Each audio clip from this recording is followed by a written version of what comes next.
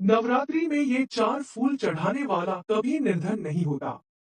राधे राधे, जय श्री कृष्णा, हर हर महादेव, जय माता दी। दोस्तों, सारे नवरात्रि का प्रारंभ होता है पितृपक्ष के अगले दिन से, यानी कि यूं कहा जाए तो सर्व पितरों अमावस्या होती है। उसके अगले ही दिन प्रतिपदा तिथि से ही कलश की स्थापना करके शारदीय नवरात्रि का प्रारंभ हो जाता है। यह नवरात्रि आती है शरद ऋतु में, इसीलिए इन्हें शारदीय नवरात्रि भी कहा जाता है। दोस्तों, एक नवरात्रि चैत्र मानस में आती है, उसे कहते हैं चैत्र नवरात्रि। इसके अलावा दो ऐसी नवरात्रि होती है जो गुप्त रूप से होती है, जैसे कि आषाढ़ मास में और माघ मास में। तो सनातन धर्म में 4 नवरात्रि मनाई जाती है, लेकिन 2 नवरात्रि गुप्त रूप से मनाई जाती है और 2 प्रकट नवरात्रि मनाई जाती है। इनमें से शारदीय नवरात्रि और जो चैत्र मास की नवरात्रि है, इनका बहुत ही ज्यादा अधिक महत्व होता है। नवरात्रि के इन 9 दिनों में माता दुर्गा के 9 स्वरूपों की बड़ी ही भक्ति और तन मन धन से सच्चे हृदय से आराधना की जाती है। और फिर दुर्गा अष्टमी और महानवमी के दिन माता दुर्गा का स्वरूप मानकर कन्याओं की पूजा भी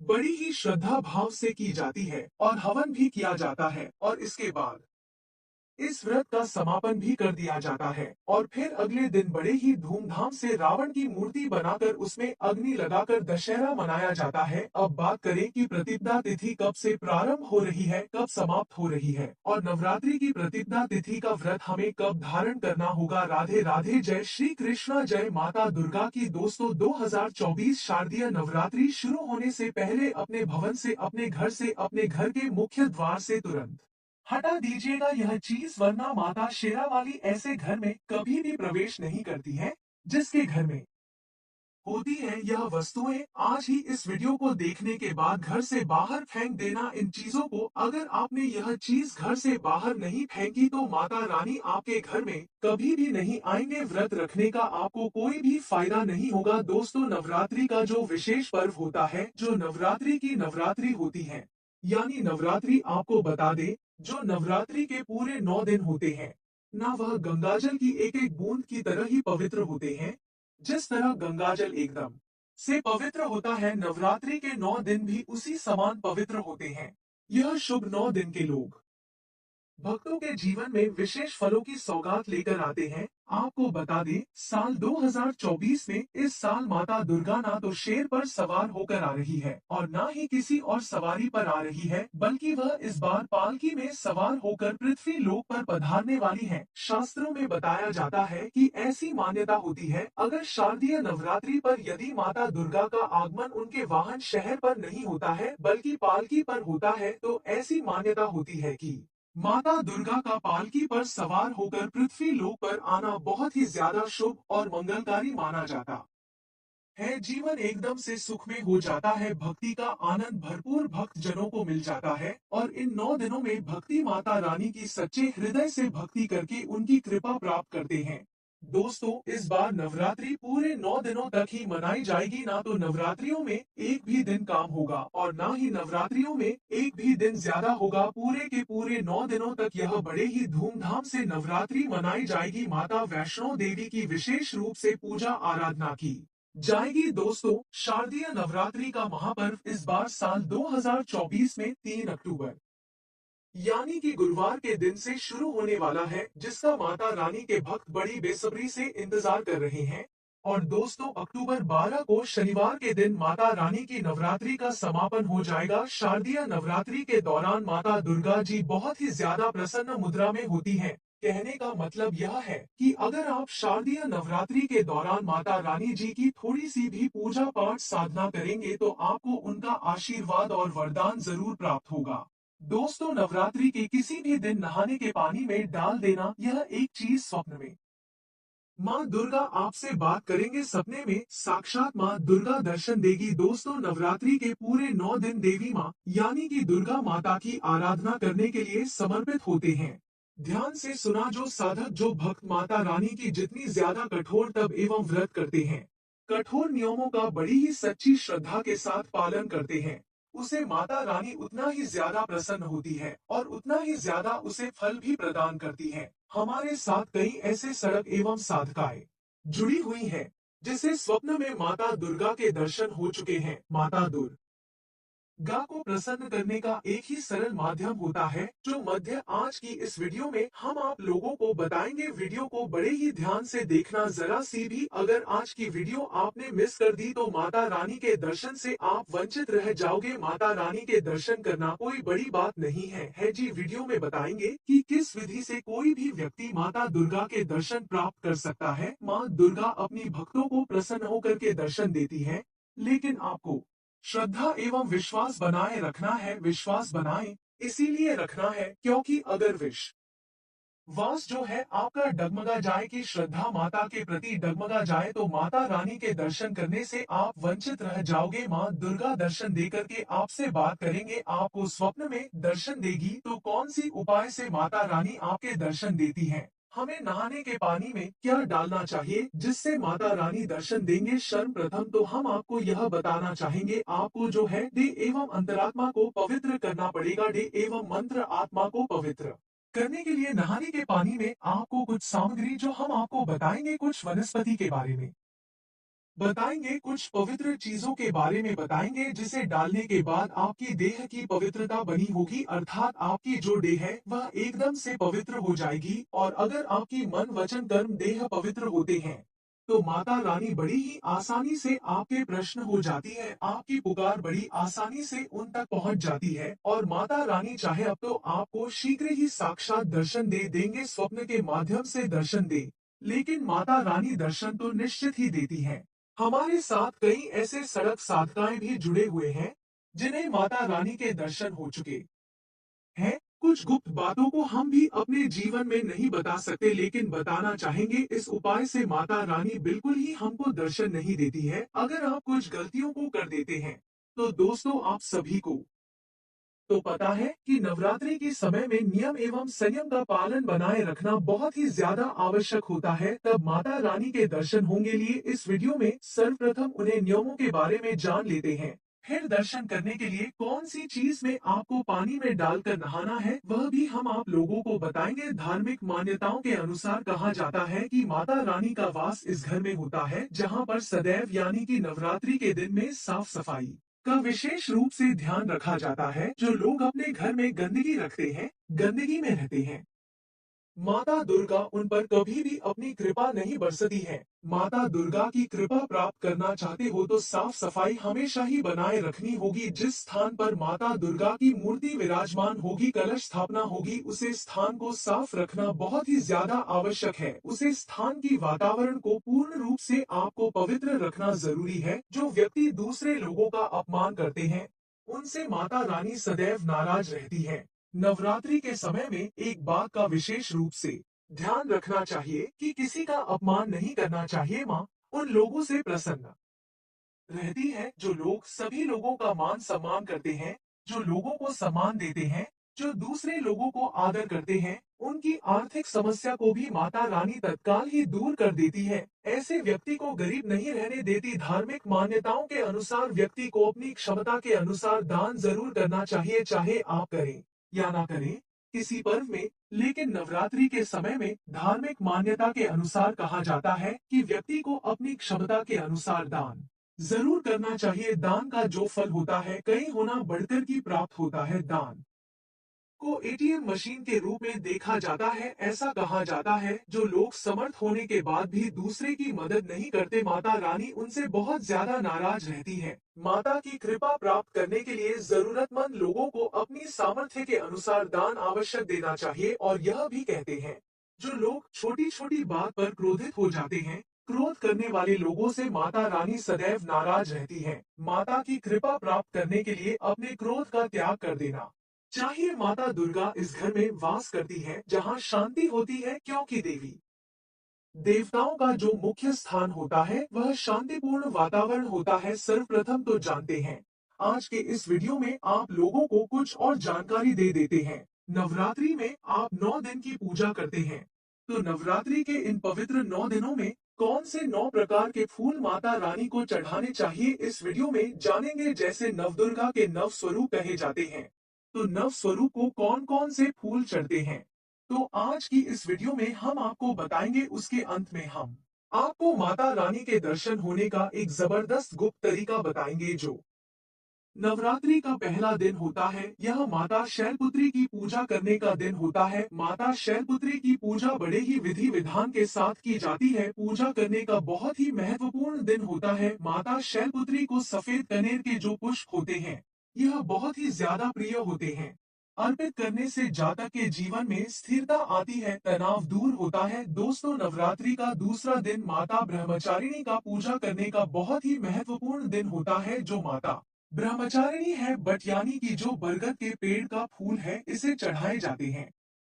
इससे बुद्धि और ज्ञान में लगातार वृद्धि होती है, व्यवसाय में तरक्की मिलती है। दोस्तों, नवरात्रि के तीसरे दिन माता चंद्रघंटा की पूजा करने का यह विशेष दिन होता है। इस संग पुष्पी के फूल चढ़ाई जाती है। इससे आर्थिक स्थिति मजबूत होती है, पैसा का जो अभाव है वह भी दूर हो जाता है। दोस्तों, नवरात्रि का चौथा जो दिन होता है, माता कुष्मांडा का दिन होता है। माता कुष्मांडा को नवरात्रि के चौथे दिन पीले रंग के पुष्प जैसे कि कमल के पुष्प, गेंदे की पुष्प, यह सब अर्पित कर सकते हैं। इससे माता रानी प्रसन्न होकर भक्तों को बेहतर स्वास्थ्य का वरदान प्राप्त करती हैं और आप कभी भी बीमार नहीं पड़ते हैं।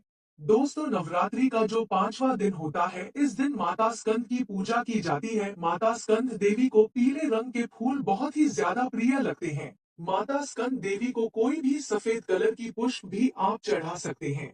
इससे भी माता बहुत ज्यादा प्रसन्न होती है। और ऐसी मान्यता है कि जो माता स्कंद प्रसन्न हो जाए तो संतान सुख प्रदान कर देती है। दोस्तों, घर में खुशहाली लेकर आती है। नवरात्रि का जो छठवां दिन होता है, यह दिन माता कात्यायनी की पूजा के लिए विशेष दिन होता है। अब ध्यान से सुना, माता कात्यायनी को पूजन में बेर के पेड़ के पुष्प चढ़ाना बहुत ही ज्यादा महत्वपूर्ण होता है। बर के पेड़ के पुष्प चढ़ाने से माता कात्यायनी बहुत ही ज्यादा प्रसन्न होती है और बहुत ही जल्दी हमारी मनोकामना पूर्ति का वरदान देती है। जिन्हें विवाह में परेशानी हो रही है, ऐसे व्यक्ति यह उपाय कर सकते हैं। भगवान श्री कृष्ण को स्वयं प्राप्त करने के लिए गोपिकाओं ने माता कात्यायनी का पूजन किया था। नवरात्रि जो सप्तमी का दिन होता है, इस दिन माता दुर्गा के हृदय रूप यानी कि देवी काली का पूजन किया जाता है। जो देवी काली है, इसे रात रानी का फूल या फिर गेंदे का फूल अर्पित किया जाता है। रात रानी का फूल अगर आप भेंट करने तो कैसा भी आपके शत्रु हो, शत्रुओं का सर्वनाश हो जाएगा। माता काली आपके जीवन से समस्त शास्त्रों का नाश कर देती है। दोस्तों, अगर कोई व्यक्ति अपने जीवन में परेशान चल रहा है तो माता रानी उसकी परेशानी को तुरंत ही खत्म कर देती है, क्योंकि इनके जो रूप है बहुत ही उग्र है, यह तत्काल प्रभाव दिखाते हैं। नवरात्रि का जो अष्टम दिन होता है, जिसे हम महाअष्टमी के नाम से जानते हैं, यह माता महागौरी को समर्पित होता है। महागौरी के पूजन में मुंगेर के फूल का प्रयोग किया जाता है। इससे वैवाहिक जीवन में मिठास आती है, परिवार में लगातार एकता बढ़ती है, धन धान्य की प्राप्ति होती है, जीवन में चल रही परेशानी दूर होती है। किसी भी प्रकार के अगर आपको शारीरिक पीड़ा हो, वह शारीरिक पीड़ा दूर हो जाती है। नवरात्रि के 9वें दिन, जिसे हम महानवमी के नाम से जानते हैं, इस दिन माता की आखिरी स्वरूप की यानी कि सिद्धिदात्री की पूजा की जाती है। माता सिद्धिदात्री को चंपा या गुड़हल के फूल चढ़ाने से हमें बहुत ही ज्यादा लाभ मिलता है। इससे क्या होता है, भक्तों को सुख की प्राप्ति होती है और भक्तों के सभी प्रकार के कष्ट दूर हो जाते हैं। दोस्तों, इस दिन माता रानी अपने भक्तों को आरोग्य की प्राप्ति करती है। सड़क के सभी प्रकार की मनोकामनाएं पूरी हो जाती है। तो दोस्तों, हमने यहाँ तक यह जाना कि नवरात्रि के दिनों में अलग अलग माता के स्वरूपों को कौन कौन से फूल हमें अर्पित करने चाहिए। तब चलिए हम जानते हैं कि किस प्रकार से हम अपनी अंतरात्मा को पवित्र करके माता रानी के दर्शनों को प्राप्त कर सकते हैं। अंतरात्मा को किस प्रकार से पवित्र किया जाता है। दोस्तों, वीडियो में आगे बढ़ने से पहले आप सभी से हाथ जोड़कर रिक्वेस्ट है कि अगर आपने अभी तक वीडियो को लाइक नहीं किया है तो वीडियो को लाइक करके चैनल को सब्सक्राइब करके पास वाली बेल आइकन को जरूर दबा लीजिएगा। और अगर आप भी माता रानी से सच्चे हृदय से प्रेम करते हो तो कमेंट बॉक्स में जय माता दी अवश्य लिख दीजिएगा। दोस्तों, आप सभी को जितने भी हम सामग्री बताएंगे, यह सब सामग्री अपने पानी में डालकर स्नान कर लिया तो इससे आपकी अंतरात्मा एकदम से पवित्र हो जाएगी और आपकी जो देह है वह सिद्ध हो जाएगी। और जब आपकी देह सिद्ध हो जाए तो माता रानी के दर्शन आपको बहुत ही आसानी से हो जाएंगे। तो आपको लेना है तुलसी की मिट्टी। ध्यान से सुना, जितने भी सामग्री बता रही हूँ, सभी सामग्री किसी पेन कॉपी लेकर के नोट कर लीजिएगा। काम आएंगे तो आपको लेना है तुलसी की मिट्टी, तुलसी के सुख झड़े पत्ते, गोमूत्र, गाय के पैर का धूल एवं 5 वर्ष की छोटी कन्या के पैर की धूल। यह सारी सामग्री आपको लेनी है और इसे नहाने के पानी में डाल करके आपको नवरात्रि के समय में स्नान कर लेना है। आपको स्नान करने से आपका शरीर शुद्ध एवं मन पवित्र हो जाता है। यह जो जानकारी हम बता रहे हैं, यह शास्त्रों से उठाई गई जानकारी है। इस तरह से स्नान करने से हमारा मन निर्मल हो जाता है, हमारे मन से पाप मिट जाते हैं, हमारे शरीर से दैहिक दैविक एवं भौतिक कष्ट भी तत्काल समाप्त हो जाते हैं। इससे गंगा स्नान से भी ज्यादा फल की प्राप्ति होती है, क्योंकि गंगा स्नान में तो मुर्दे बहाए जाते हैं, लेकिन जो स्नान अभी हमने आपको बताया है, इस स्नान को बहुत ही उत्तम एवं पवित्र माना जाता है। इसका फल तत्काल देखने को मिलता है। तो आइए जानते हैं माता रानी के दर्शन स्वप्न में कैसे होंगे और कैसे बात करेंगे। तो सर्वप्रथम तो आपको एक मैं मंत्र बता रही हूँ। इस मंत्र को आपको 10,000 बार नवरात्रि में जप करना है। 10,000 को ही बड़ी संख्या नहीं है। आप चाहे तो इसे एक दिन में जप कर सकते हैं। आप चाहे तो इस नवरात्रि के 9 दिनों के भीतर भी जाप कर सकते हैं।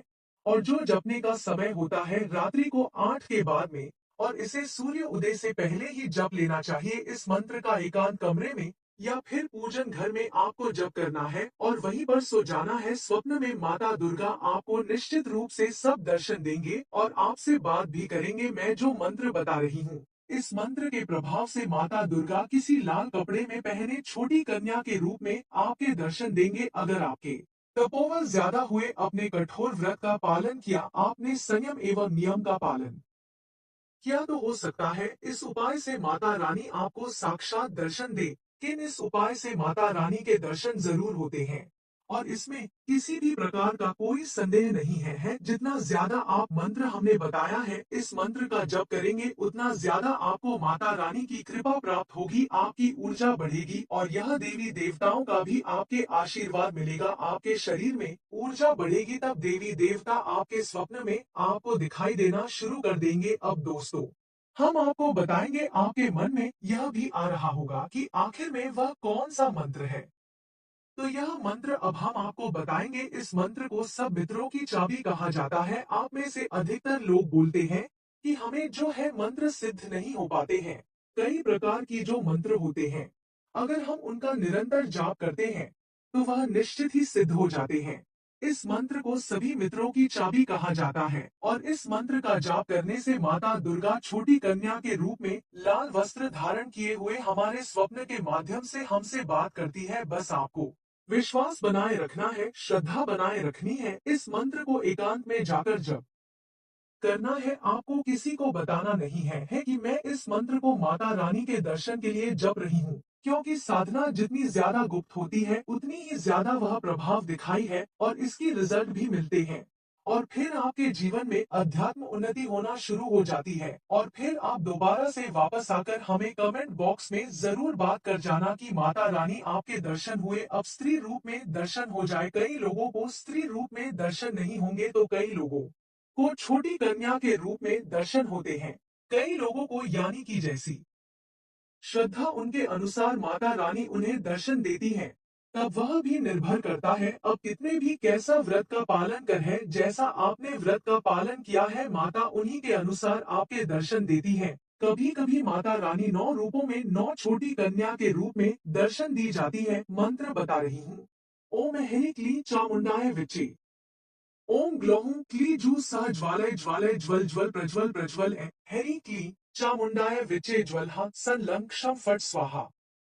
दोस्तों, यह मंत्र बहुत ही ज्यादा प्रभावशाली है। आप इस मंत्र का जितना ज्यादा जप करोगे, आपके जीवन की उतनी ही ज्यादा परेशानी नष्ट होती जाएंगे। माता रानी आपके ऊपर अपनी कृपा बरसाए रखेंगे और माता रानी आपसे बहुत ज्यादा प्रसन्न होंगी और आपके जीवन से सारी परेशानियों को नष्ट कर देंगे और आपकी समस्त मनोकामनाओं को पूरा करेंगे। तो दोस्तों, यह 3 नवरात्रि से जुड़ी बहुत ही महत्वपूर्ण बातें। अगर आपको यह वीडियो अच्छी लगी हो तो वीडियो को लाइक करके चैनल को सब्सक्राइब करके पास वाली बेल आइकन को जरूर दबा लेना, ताकि आने वाली वीडियो का नोटिफिकेशन आपके पास पहुंच सके। और हम मिलेंगे आपसे अगली वीडियो में एक नई जानकारी के साथ। तब तक के लिए आपका कोटि कोटि धन्यवाद।